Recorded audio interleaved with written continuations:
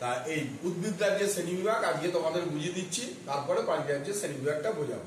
এই উদ্ভিদ রাজ্যের শ্রেণীবিভাগ কি বলেছিলাম, জেনেরা প্ল্যান্টেরাম নামক বইয়ে বেন্থাম মুকান প্রথম উদ্ভিদ রাজ্যের শ্রেণীবিভাগ করেছিলেন। আমি এখানে যে উদ্ভিদ রাজ্যের শ্রেণীবিভাগটা দেখাবো, এই উদ্ভিদ রাজ্যের শ্রেণীবিভাগটা তুমি যতদিন সারা জীবন তোমার কাজে লাগবে, একটা আইডিয়াল মডেল। কি বললাম, একটা অপুষ্পক বা ক্রিপ্টোগ্যামিয়া, সপুষ্পক বা ফেনারোগ্যামিয়া, একদম অর্গানিক ইভলিউশনের মাধ্যমে এই শ্রেণীবিভাগটা পরপর আসবে। এই ক্রিপ্টোগ্যামিয়া ক প্রকার, 3 প্রকার। থ্যালোফাইটা বা সমাঙ্গদেয়ী, থ্যালোফাইটা বা সমাঙ্গদেয়ী উদ্ভিদ যাদের মূল কাণ্ড পাতা নেই। উদ্ভিদ মানে উদ্ভিদ, ভেদ করে যেটা মাটির উপরে ওঠে সেটা হচ্ছে উদ্ভিদ। প্ল্যান্ট, প্ল্যান্টের অনেকগুলো ভাগ আছে, এগুলো পরপর বলবো। এখানে খালি ক্লাসিফিকেশনটা খুব ভালো করে বুঝে নাও।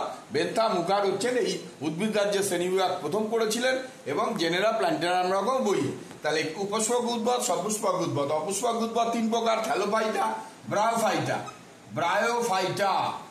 ব্রায়োফাইটা বা মস জাতীয় দেখবে, বা বাথরুমে হালকা জলে, মস জাতীয় উদ্ভিদ। এরপরে 3 নাম্বারটা কি আমি বললাম, টেরিডোফাইটা বা ফান জাতীয়, দেয়ালের কার্নিশে, শুকনো জায়গায়, টেরিডোফাইটা। এই 3 প্রকারের অপুষ্পক উদ্ভিদ আছে। টেরিডোফাইটা বা ফান জাতীয়, টেরিডোফাইটা বা ফান জাতীয়, এইটা হচ্ছে 3টে অপুষ্পক উদ্ভিদ। এই অপুষ্পক উদ্ভিদের মধ্যে এই যে টেরিডোফাইটা বা ফানটা, এটা হচ্ছে উন্নততর অপুষ্পক উদ্ভিদ। এই টেরিডোফাইটার পরেই কে আসে, সপুষ্পক উদ্ভিদ আসে। তাহলে থ্যালোফাইটা মূল কাণ্ড পাতা নেই। এই থ্যালোফাইটাটাকে আবার 2টো ভাগে ভাগ করা যায়।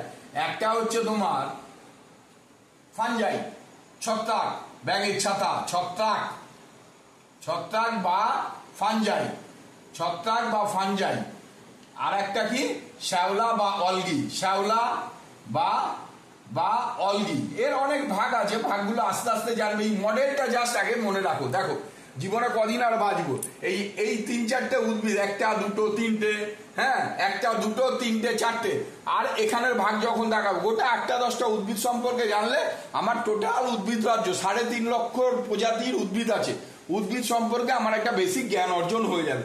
ছত্রাক বা ফানজাই দেখো, ক্লোরোফিল বিহীন একটা উদ্ভিদ মানেই ক্লোরোফিল থাকে, কিন্তু এই ছত্রাক বা ফানজাইয়ের মধ্যে ক্লোরোফিল থাকে না। এর একটা উদাহরণ কি দেখো, ইস্ট, স্যাকারোমাইসিস সেরিভিসি, অ্যাগারিকাস, উদাহরণগুলো মনে রাখবে। অ্যাগারিকাস আবার বলেছিলাম, ক্লাসিফিকেশনে বুঝিয়েছিলাম যে বিজ্ঞানসম্মত নাম ইটালাইজ লেটার লেখা, নাহলে নিচে রাখ দিতে হবে। আবার শ্যাওলা বা অলগি প্রচুর আছে। ক্লামাইডোমোনাস, ইউলোথ্রিক্স, এরকম বিভিন্ন ক্লামাইডোমোনাস। এদের আবার ক্লামাইডোমোনাস ইন্টারেস্টিং। দেখো উদ্ভিদ চলাচল করতে পারে না, আস্তে আস্তে এগুলো শেখাবো। উদ্ভিদ চলাচল করতে পারে না, কিন্তু ক্লামাইডোমোনাসের মধ্যে আমরা কি দেখতে পাই, ফ্লাজেলা দেখতে পাই, অর্থাৎ এক জায়গা থেকে আরেক জায়গায় যেতে পারে। তাহলে থ্যালোফাইটা মূল কাণ্ড পাতা থাকে না। এর ব্যাঙের ছাতা বা ছত্রাক, শ্যাওলা, এই ফানজাই নিয়ে যে বিদ্যা, সেই বিদ্যাটাকে বলে মাইকোলজি। আবার শ্যাওলা নিয়ে যে বিদ্যা, সেই বিদ্যাটাকে বলে অ্যালগোলজি। এবারে চলে আসো ব্রায়োফাইটা বা মস, মার্কেনশিয়া, রিক্সিয়া, এগুলো হচ্ছে রিক্সিয়া, মার্কেনশিয়া। 1টা 2টো করে মনে রাখো, পরে বৈশিষ্ট্যগুলো পড়বে। এদের মধ্যে কি দেখা যায়, পাতা আর কাণ্ড দেখা যায়, মূল দেখা যায় না। আবার চলে আসো টেরিডোফাইটার মধ্যে। টেরিডোফাইটার মধ্যে কি মূল কাণ্ড পাতা দেখতে পাওয়া যায়। টেরিডোফাইটা বা ফান জাতীয়, ডায়োপটেরিস, লাইকোপোডিয়াম, এরকম সেলেজিনেল্লা, এরকম প্রচুর উদ্ভিদ আছে ফান জাতীয় বা টেরিডোফাইটা। তাহলে এই যে এদের ফুল হয় না, তাহলে এদের বংশ বিস্তারটা কি করে হয়, এদের মধ্যে একটা সোরাই তৈরি হয়। আমি যখন প্র্যাকটিক্যাল দেখাবো দেখবে, সেগুলো দেখতে পাবে। এদের পাতার পিছনে খুব সুন্দর অ্যারেঞ্জমেন্টে কিছু সোরাই দেখতে পাওয়া যায়, সিনোসোরাই, যে সোরাইগুলো জার্মিনেট স্পোর থেকে আর একটা উদ্ভিদ জন্ম নেয়। এবারে চলে আসো সপুষ্পক উদ্ভিদে। এই সপুষ্পক উদ্ভিদ কয় প্রকার আছে, সপুষ্পক উদ্ভিদ আছে তোমার 2 প্রকার। সপুষ্পক উদ্ভিদ 2 প্রকার। একটা দেখো জিমনোস্পার্ম, একটা হচ্ছে অ্যাঞ্জিওস্পার্ম। জিমনোস্পার্ম মানে ব্যক্তবীজী। আমি তাহলে এটা একটু মুছে দিয়ে চলে আসি তোমার কিসে, তোমার এই সপুষ্পক উদ্ভিদে। এই সপুষ্পক উদ্ভিদ আছে, সপুষ্পক বা ফ্যানারোগ্যামিয়া। এই ফ্যানারোগ্যামিয়া ক প্রকার, ফ্যানারোগ্যামিয়া আছে 2 প্রকার। একটা হচ্ছে তোমার ব্যক্তবীজী উদ্ভিদ, ব্যক্তবীজি, ব্যক্তবীজি বা জিমনোস্পার্ম, এই নামগুলো তোমাকে বারবার মনে রাখতে হবে। Gymnosperm, gymnosperm, gymnosperm. আর একটা কি হচ্ছে গুপ্তবীজি বা অ্যাঞ্জিওস্পার্ম, গুপ্তবীজি, গুপ্তবীজি বা অ্যাঞ্জিওস্পার্ম। তাহলে ব্যক্তবীজি আর অ্যাঞ্জিওস্পার্ম, অ্যাঞ্জিওস্পার্ম। হ্যাঁ, এই যে গুপ্তবীজি সাইকাস, পাইনাস, এগুলো হচ্ছে তোমার ব্যক্তবীজি উদ্ভিদ, ব্যক্তবীজি উদ্ভিদ। গুপ্তবীজি উদ্ভিদ আবার কি রয়েছে? গুপ্তবীজি উদ্ভিদ রয়েছে তোমার 3 প্রকার বা 2 প্রকার। ধরো এক বীজপত্রী, মনোকটিলেডন, এক বীজপত্রী বা মনোকটিলেডন, এক বীজপত্রী।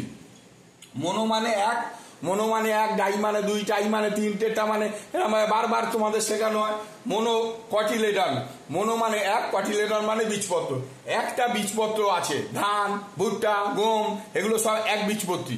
আবার দেখো আম, কাঁঠাল, এগুলো সব দ্বিবীজপত্রী, দ্বিবীজপত্রী উদ্ভিদ, দ্বিবীজপত্রী, দ্বিবীজপত্রী বা ডাইকটিলেডন বা ডাইকটিলেডন। এই হচ্ছে উদ্ভিদ রাজ্যের শ্রেণী বিভাগ। আর একটা বলতেই পারো, আরেকটা বানাতেও পারো, পলিকটিলেডন, মানে যাদের বীজপত্র অনেকগুলো রয়েছে তাদের দেখা যায় পলিকটিলেডন। এই হচ্ছে উদ্ভিদ রাজ্যের শ্রেণী বিভাগ।